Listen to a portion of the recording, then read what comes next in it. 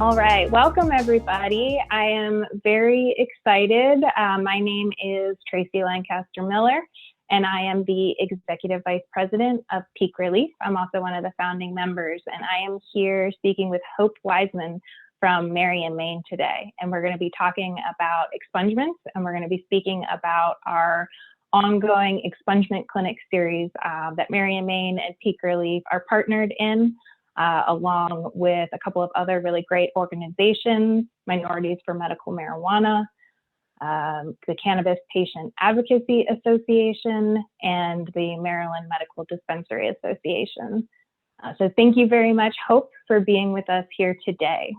Thanks, Tracey. It's nice to be here. And I'm a part of all three organizations that you just named. So it's really exciting that we kind of get to bring everything together and work together to give back to our community and do some good. Absolutely. So I guess, Hope, could you just start? Could you introduce yourself to our patient community? Maybe tell us a little bit about your role at Maryland, Maine, and also, maybe how you got involved in the cannabis industry. Yeah. So for all of you that don't know, my name is Hope Wiseman. I am the co-founder and CEO of Maryland, Maine, which is a medical cannabis dispensary located in Capitol Heights, Maryland. I co-founded the dispensary with my mother, Dr. Octavia Wiseman and Dr. Larry Bryant. They're both dentists by trade. My mother is a general dentist and Dr. Bryant is an oral surgeon. And we're just, so excited to be, to start our journey in the cannabis industry in our hometown of Prince George's County. We've been able to do so many different community-focused programs. Now that we have this platform as a business owner in this really unique industry that's rooted it's really rooted, and it needs to be rooted even more so in criminal justice reform, social equity, and health equity. So, we're excited to partner with Peake ReLeaf to really focus on the criminal justice reform piece, help those people who are returning citizens and who may have just small blemishes on their record that have barred them from being able to get a job or being able to qualify for government assistance of any way, or however it may have hurt them to have this blemish on their record. We're excited to partner with Peake ReLeaf to be able to help people clear that up and become normal citizens of society, just like they deserve to be. Absolutely. Thank you for that introduction. And I guess, could you tell us a little bit about what brought you to cannabis? As you and your mother, you guys founded Maryland, Maine. Yeah. So for me, I noticed the economic opportunity. I applied for my license a year out of college for me. So I was working in investment banking. I was an economics major before I graduated. And I really was thinking about the fact that this would be one of the largest emerging industries of my lifetime. I also realized that me not being independently wealthy, not having a bunch of connections and resources, that this would be a prime opportunity for me to get in at the ground floor level. And I knew that this might be my only opportunity to get into the industry. So I went after a license. I partnered with the strongest entrepreneur I knew at the time, my mother, and we went after a license in our home state of Maryland, and we're successful. And since then, we've been able to really expand our platform, and we're getting to the point where we're ready to scale our business. So it's been a really fun journey, but we're still in the beginning. I'd say we're like on lap 5 of 100. So I'm really excited for the future. I love that you guys are a Maryland-owned company. Peake ReLeaf, we're a Maryland-owned company too, and I think that that's another thing that really, makes this partnership between the two of us really unique and really cool, and a great way for our organizations to be able to give back to the communities in which we reside. Yeah. We have our very first expungement clinic. This one is an all virtual expungement clinic coming up on Tuesday, March 30th. We have several slots that we had in that particular one, and we are looking forward to the future ones as well. We're looking at one in late April, which we'll be announcing that date soon. That one's going to be a hybrid clinic, which is going to have some virtual appointments as well as a couple of in-person appointments. So we're really excited for that. And in this ongoing series, we will be offering, some of them will be virtual only, and some of them will be that hybrid option. And we're hopeful that we'll be able to do one a month from here on out. So that's really exciting for this Clean Slate expungement series. Definitely. So Hope, I know you have experience personally with expungement clinics. Could you tell us a little bit about your experience with expungement clinic events that you've worked on before? Yeah. So we hosted an expungement clinic in partnership with Minorities for Medical Marijuana, as well as the Prince George's County State's Attorney's Office. It was a really great experience. We got to help about 40 people start the process, and the volunteer attorneys that worked on it with us have followed up with them and helped continue the process. So that's really exciting. From doing that, I realized a few things is that, not every conviction can be expunged. There's some criteria around that, and that's important for us to identify before you come all the way out. Also, right now, depending on the state, the attorney that you work with may only be able to work with you on, let's say, Maryland offenses. And if you have offenses, a lot of people we know in the DMV area may have something going on in Virginia or in the District of Columbia, and those things are not eligible if we're working with Maryland attorneys. So that's something else to be of note. But on the positive side, we could do a lot of good because a lot of people just don't understand the process. They may not have the funds to be able to hire an attorney to go through the process with them. So we're able to provide attorneys at a pro bono rate for those that may need assistance going through the process. Most people, this is something you could do yourself, but it's a process where you'd have to continuously follow up and go down to the court system and do all of these things where it may just be cumbersome to follow through with all of these steps. So that's why we know it's important.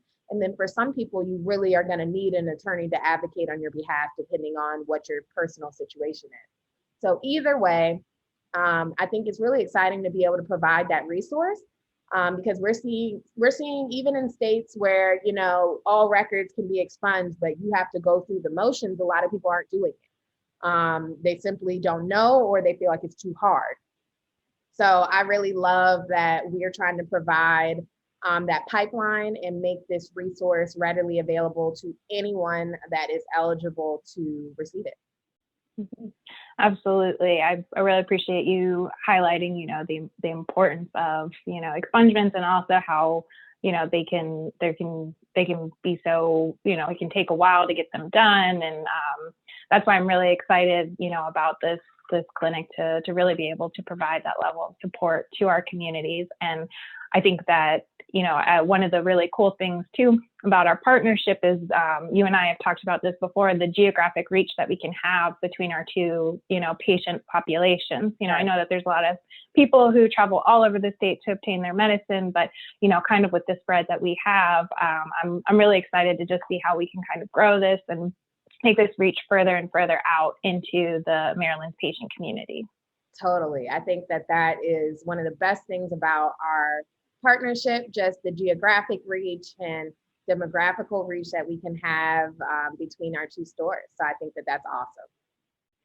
So I guess in your opinion, in addition to expungement clinics, how could businesses in the cannabis space continue to provide direct services to justice impacted communities?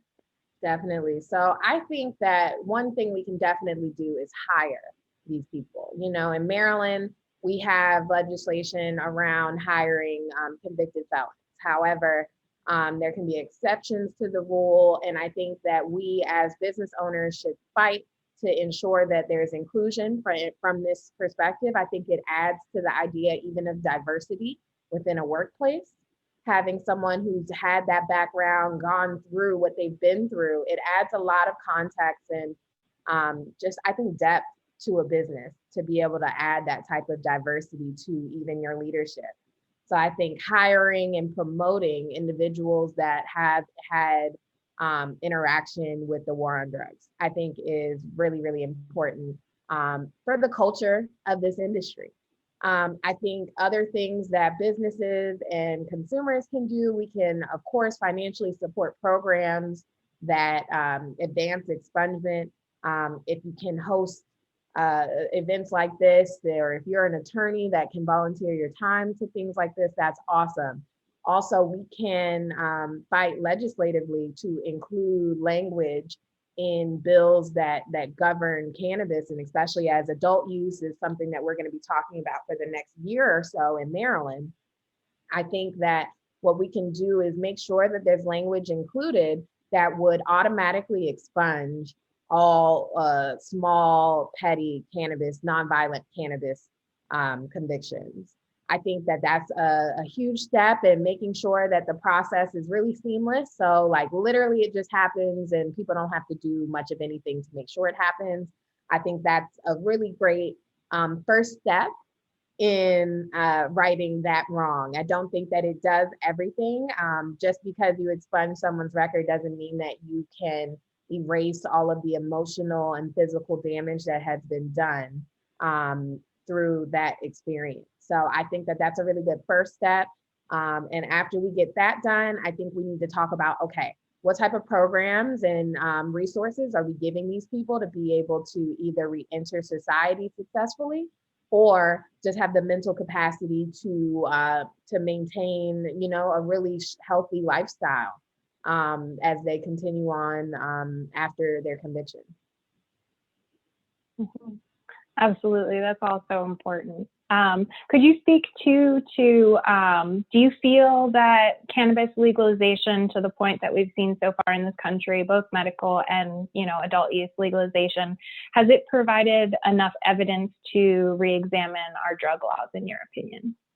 I do. I do feel like it's provided plenty of evidence. Most of it has been anecdotal, but if multiple people from different walks of life, different geographical backgrounds, different gender backgrounds, different race profiles, all of these different types of people are saying that cannabis is benefiting them in some way, right? I feel like that just denotes that it's working and that it's positive. You've had many medical professionals come out and say the benefits of cannabis. So I think just with everything that's going on, we have some actual medical research coming out, especially out of other countries like Israel. And I know some places in the UK have done a lot of research around it. I think that we need to kind of take those reins back. We have amazing schools here that deserve the opportunity to do this type of research. And while we're at it, let's talk about making sure that we're giving funding to HBCUs to do this type of research. A lot of them have agricultural backgrounds anyway, and were rooted on farmland in the first place. So I think they are the perfect target to be able to give funding to allow for research programs to take place, so that we can go ahead and definitively say that cannabis should not be a Schedule I controlled substance. It does have medical benefits. And from there, I think that the conversation around expungement gets much easier. Absolutely, yeah. We've seen so many people who have been affected by the war on drugs and just disproportionately affected communities. So there's so many ways. I feel like there's business owners and community advocates that I talk to that want to do more. So I appreciate your perspective on this, on the ways that we can give back to the communities. And I think that this expungement clinic series that we've started is going to be a really great thing for the Maryland community. And I'm personally really excited to see, how we can continue to grow it over the next couple of months and what we can make it become. Yes, totally. I feel the same way. All right. So is there any final thoughts that you'd like to leave us with? No, we want to, like you said, Tracey, we're going to make this a monthly event. And, we have some really great attorneys that are going to be facilitating this. And we're excited to be able to provide that resource to all of our patients and anyone else that this can reach outside of that patient base. We're still excited to be able to offer this resource to you. So, Tracey, thank you for thinking of Marion, Maine as a partner. I'm excited to include M for MN and the Patient Advocacy Group and the Dispensary Association as well.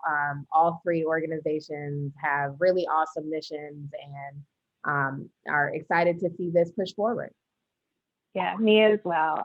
So thank you very much for being here. We have that first clinic on Tuesday, March 30th, and then we'll have one in late April that we'll be announcing soon. So anyone who is interested in pursuing an expungement through this series, or if you know anyone who may be interested in pursuing an expungement through this series, please stay tuned. We will have more information coming about our April date. So thank you very much, Hope, for joining us today. Thanks, Tracey.